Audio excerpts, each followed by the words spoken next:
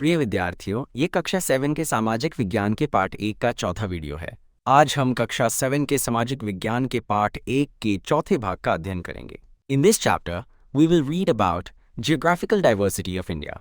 इस अध्याय में हम भारत की भौगोलिक विविधता के बारे में पढ़ेंगे। सबसे पहले लेट्स एक्सप्लोर शीर्षक के तहत ये कहता है, let's go back to the map. Trace your path slowly from the Thar desert towards the east. Do you see the Aravalli hills? इसका अर्थ है कि आपको मानचित्र पर वापस जाना चाहिए और थार रेगिस्तान से पूर्व की ओर धीरे धीरे अपना रास्ता खोजना चाहिए। क्या आपको अरावली पहाड़ियां दिखाई देती हैं?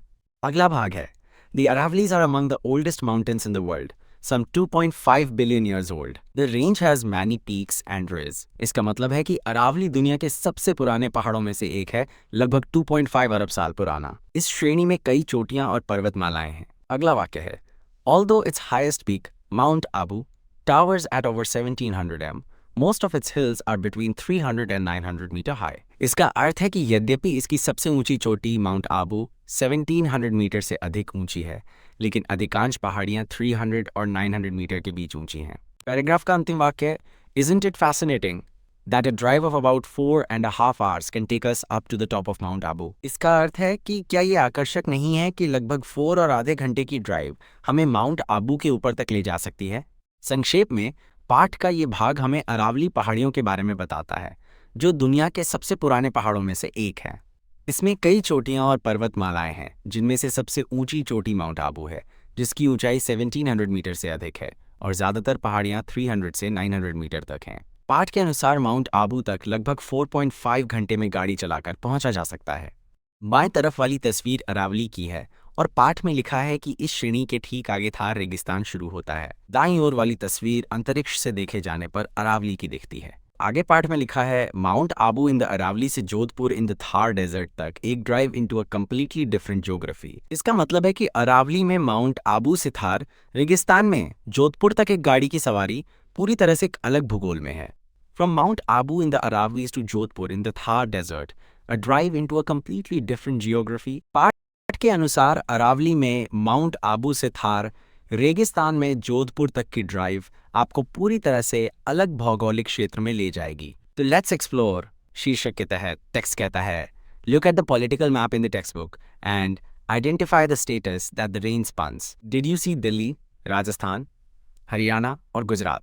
यह वाक्य आपसे अपनी पाठ्यपुस्तक में राजनीतिक मानचित्र को देखने और उन राज्यों की पहचान करने के लिए कह रहा है जहां यह श्रेणी फैली हुई है, जैसे कि दिल्ली, राजस्थान, हरियाणा और गुजरात। अब अगला अनुच्छेद है, the Aravallis play a vital role in shaping the geography and climate of north western India. One of its most important functions is acting as a natural barrier, preventing the Thar Desert from expanding further eastward. You will read more about this later. इस अनुच्छेद में कहा गया है कि अरावली उत्तर पश्चिमी भारत के भूगोल और जलवायु को आकार देने में महत्वपूर्ण भूमिका निभाते हैं। इसका एक सबसे महत्वपूर्ण कार्य थार रेगिस्तान को पूर्व की ओर और अधिक विस्तार से रोकने के लिए एक प्राकृतिक बाधा के रूप में कार्य करना है।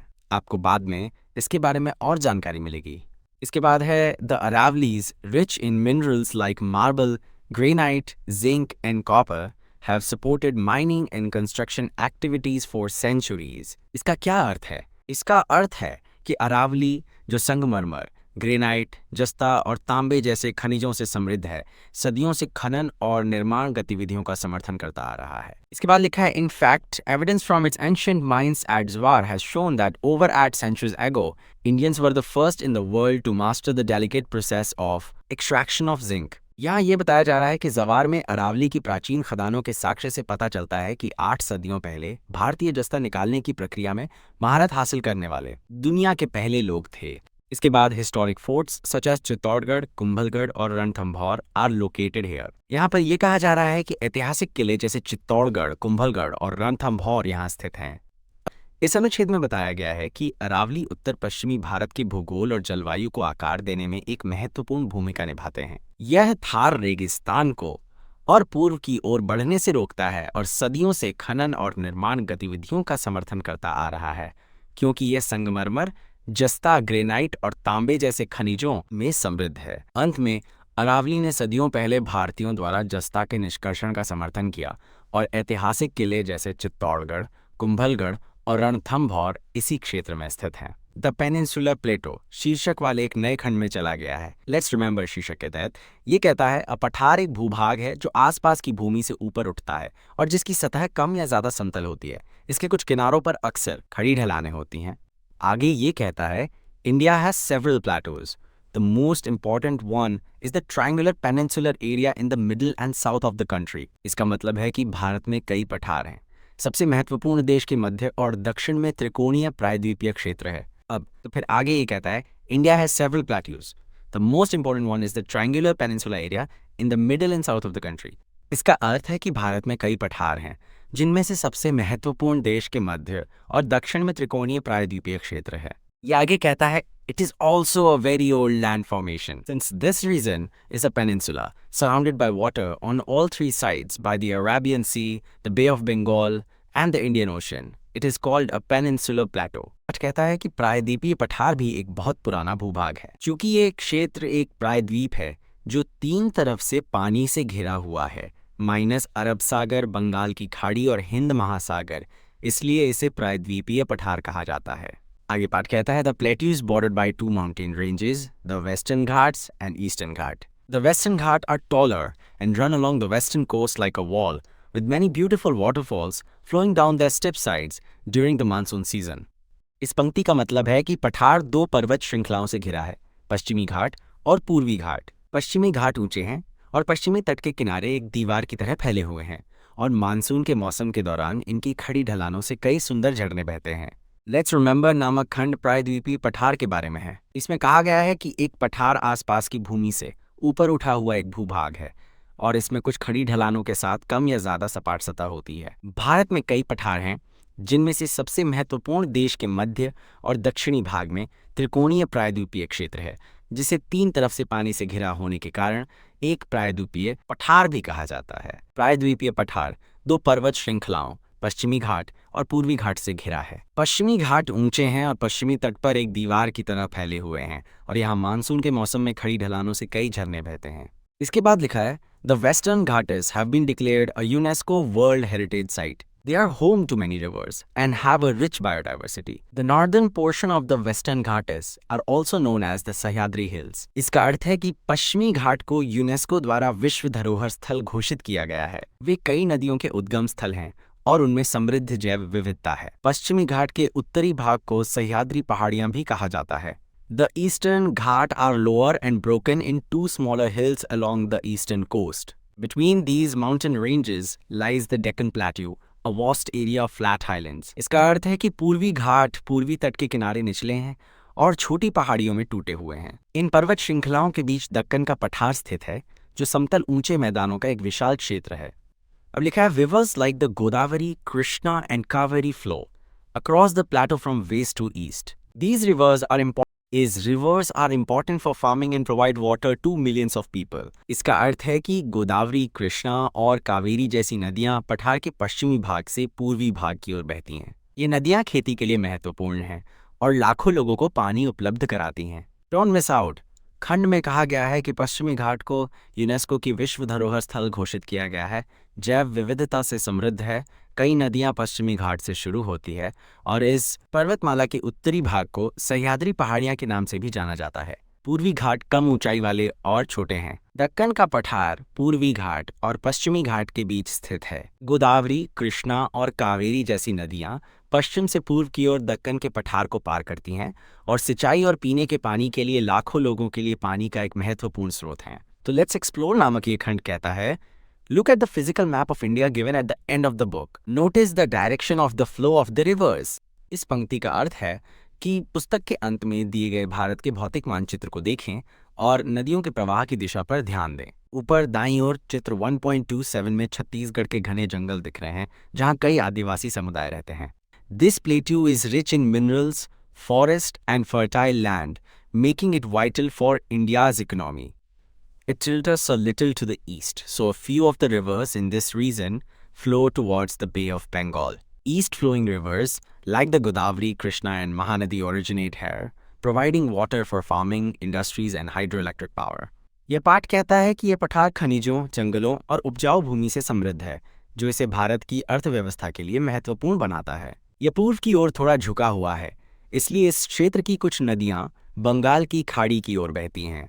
गोदावरी, कृष्णा और महानदी जैसी पूर्व की ओर बहने वाली नदियां यहां से निकलती हैं, जो कृषि, उद्योगों और पनबिजली के लिए पानी उपलब्ध कराती हैं। आगे ये कहता है, There are west flowing rivers, Narmada, Tapti too, which drain into the Arabian Sea. Dense forests on the plateau are home to tribal communities, including the Santhal, Gond, Baga, Bhil, and Korku. These tribes have distinct languages, traditions, and ways of life closely connected to nature. इसका मतलब है कि पश्चिम की ओर बहने वाली नदियां नर्मदा, ताप्ती भी हैं, जो अरब सागर में बहती हैं। पठार पर घने जंगल आदिवासी समुदायों का घर हैं, जिनमें संथाल, गोंड, बैगा, भील और कोरकू शामिल हैं। इन जनजातियों की अलग अलग भाषाएं, परंपराएं और जीवन शैली है, जो प्रकृति से गहराई से जुड़ी हुई हैं। पाठ का ये भाग कहता है कि पठार खनिजों, जंगलों और उपजाऊ भूमि से समृद्ध है, इसलिए ये भारतीय अर्थव्यवस्था के लिए महत्वपूर्ण है। गोदावरी, कृष्णा और महानदी जैसी पूर्व की ओर बहने वाली नदियां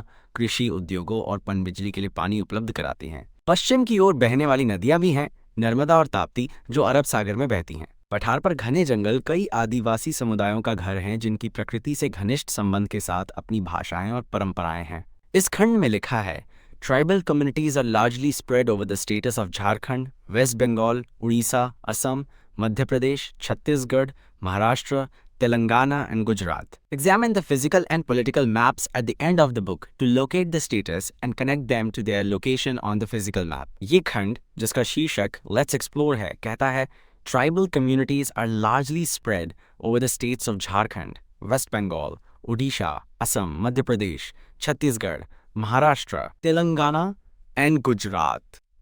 Examine the physical and political maps at the end of this book to locate the states and connect them to their location on the physical map. दूसरे शब्दों में ये कह रहा है कि आदिवासी समुदाय झारखंड, पश्चिम बंगाल, ओडिशा, असम, मध्य प्रदेश, छत्तीसगढ़, महाराष्ट्र, तेलंगाना और गुजरात जैसे राज्यों में काफ़ी हद तक फैले हुए। ये कह रहा है कि राज्यों का पता लगाने और उन्हें भौतिक मानचित्र पर उनके स्थान से जोड़ने के लिए इस पुस्तक के अंत में दिए गए भौतिक और राजनीतिक मानचित्रों का अध्ययन करें। यह अनुच्छेद कहता है, plateaus are home to many beautiful waterfalls in India as rivers flow over their uneven and rocky surfaces. These waterfalls not only attract tourists but also help in hydroelectric power generation and provide water for irrigation. दूसरे शब्दों में पठार भारत में कई खूबसूरत झरनों का घर हैं, क्योंकि नदियां उनकी असमान और पथरीली सतहों पर बहती हैं। ये झरने न केवल पर्यटकों को आकर्षित करते हैं, बल्कि पनबिजली उत्पादन में भी मदद करते हैं और सिंचाई के लिए पानी उपलब्ध कराते हैं। चित्र 1.28 में पेरिया कनाल में पावर हाउस झरने का चित्रण है, जो मुन्नार, केरल के पास है।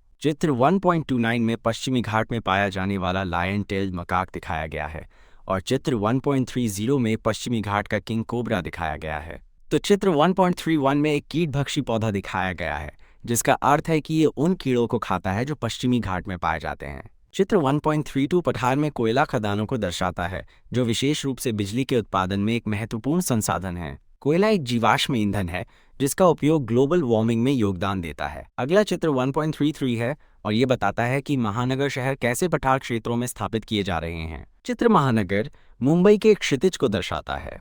तो आगे पार्ट में लिखा है, India's amazing coast lines.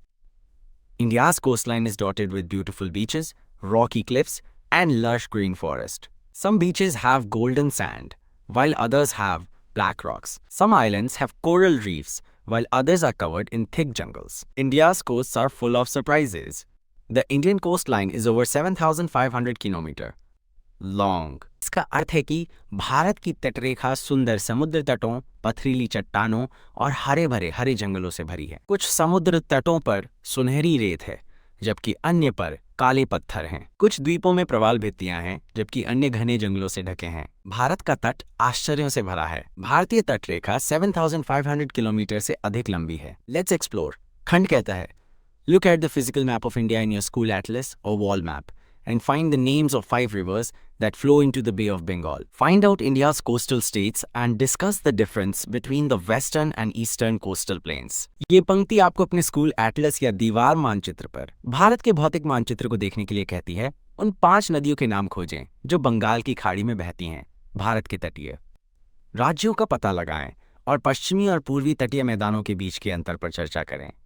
Let's explore. खंड में अगला बुलेट पॉइंट कहता है, Do you know what it is called when these rivers split into multiple streams near the coast? Discuss with your teacher in class to find out. दूसरे शब्दों में ये पूछ रहा है कि जब ये नदियां तट के पास कई धाराओं में विभाजित हो जाती हैं तो इसे क्या कहा जाता है। यह आपको जवाब जानने के लिए कक्षा में अपने शिक्षक के साथ चर्चा करने के लिए प्रोत्साहित करता है।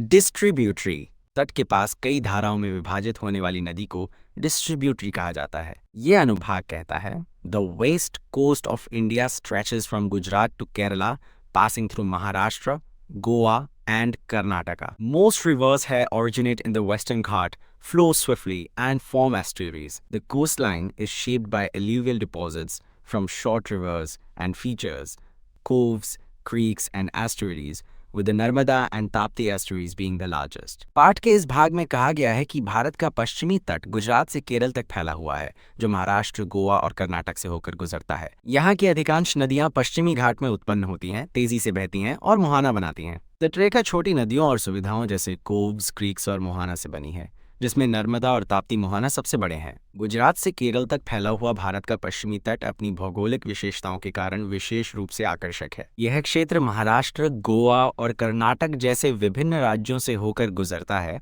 प्रत्येक की तटरेखा की अपनी अनूठी सुंदरता है। पश्चिमी घाट में उत्पन्न होने वाली अधिकांश नदियां इस क्षेत्र में तेजी से बहती हैं, जिससे मुहाना बनता है, जो ताजे और खारे पानी के संगम की विशेषता वाले ज्वारीय नदियां मुख हैं। इस क्षेत्र की तटरेखा छोटी नदियों के जलोढ़ जमाव द्वारा आकार दी गई है, जिससे कोव्स, क्रीक और मुहाना जैसी विशिष्ट विशेषताएं हैं। नर्मदा और ताप्ती नदियां अपने आकार और क्षेत्रीय महत्व के कारण इस तटरेखा की सबसे प्रमुख विशेषताएं हैं। एक मुहाना एक आंशिक रूप से घिरा हुआ तटीय जल निकाय है, जहां नदियां समुद्र में मिलती हैं, जिससे मीठे पानी और समुद्री जल का मिश्रण बनता है। अगला भाग कहता है, पश्चिमी तट पर प्राकृतिक बंदरगाह विकसित हुए हैं। मार्मागांव, मुंबई, मैंगलोर, कोच्चि महत्वपूर्ण बंदरगाह हैं। इसका मतलब है कि पश्चिमी तट पर कई प्राकृतिक बंदरगाह और शहर हैं जो हजारों वर्षों से आर्थिक गतिविधियों के केंद्र रहे हैं। अगला भाग द ईस्ट कोस्ट है। चित्र 1.34 पश्चिमी तट के एक हिस्से का हवाई दृश्य है। ध्यान दें कि पश्चिमी घाट की पहाड़ियां अरब सागर से कितनी करीब हैं। के अगले भाग का शीर्षक है द ईस्ट कोस्ट। ये खंड कहता है, the east coast lies between the Eastern Ghat and the Bay of Bengal, stretching from the Ganga Delta to Kanyakumari. It has wide plains and major river deltas, including Mahanadi, Godavari, Krishna, and Kaveri. Important water bodies like Chilka Lake and Pulicat Lake. A lagoon, which is a body of water separated from larger bodies of water by a natural barrier, are found here. Deltas are landforms formed at the mouth of a river when it deposits sediments into a larger body of water, such as an ocean, a lake, or another river. Over time, these sediments build up, forming a triangular or fan-shaped area. The Godavari, Krishna, Kaveri, and Mahanadi rivers creates fertile deltas, making the land ideal for farming. खाना होगा, the east coast पूर्वी घाट और बंगाल की खाड़ी के बीच स्थित है, जो गंगा डेल्टा से कन्याकुमारी तक फैला है। इसमें महानदी, गोदावरी, कृष्णा और कावेरी सहित विशाल मैदान और प्रमुख नदी डेल्टा हैं। चिल्का झील और पुलिकट झील जैसे महत्वपूर्ण जल निकाय, एक लैगून जो एक प्राकृतिक बाधा द्वारा अलग किए गए पानी के बड़े निकायों से अलग पानी का एक निकाय है, यहाँ पाए जाते हैं। यह आगे कहता है, डेल्टा नदी के मुहाने पर बनने वाली भू आकृतियां हैं जब वो तलछट को पानी के बड़े निकाय में जमा करती है, जैसे कि महासागर, झील या अन्य नदी। समय के साथ ये तलछट एक त्रिकोणीय या पंखे के आकार का क्षेत्र बनाते हैं। गोदावरी, कृष्णा, कावेरी और महानदी नदियां उपजाऊ डेल्टा बनाती हैं, जिससे भूमि कृषि के लिए आदर्श हो जाती है।